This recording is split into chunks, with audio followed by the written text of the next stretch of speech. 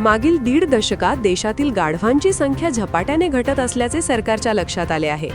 2012 नंतर गाढवांची संख्या सुमारे 60% कमी झाली असून 2019च्या पशुगणनेनुसार देशात केवळ सुमारे 1,23,000 गाढवे उरली आहेत.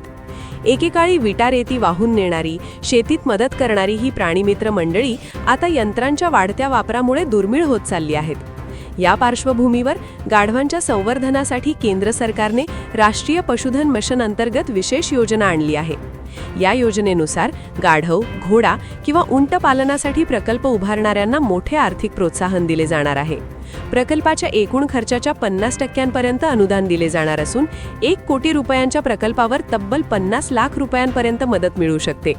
त्यामुळे ग्रामीण भागात गाढव पालन हा रोजगाराचा पर्याय ठरू शकतो, अशी चर्चा सुरू झाली आहे. याशिवाय गाढविणीच्या दुधालाही मोठी मागणी निर्माण होत आहे.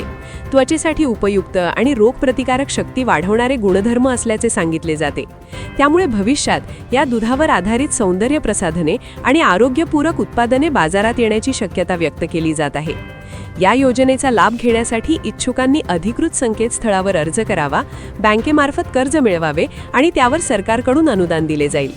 एकेकाळी शिवीसारखा वापरला जाणारा गाढव हा शब्द आता रोजगार आणि व्यवसायाची नवी संधी ठरू शकतो, अशी परिस्थिती निर्माण होताना दिसत आहे. त्यामुळे गाढव पाळा लखपती व्हा ही कल्पना आता वास्तवात उतरते की काय, अशी उत्सुकता निर्माण झाली आहे.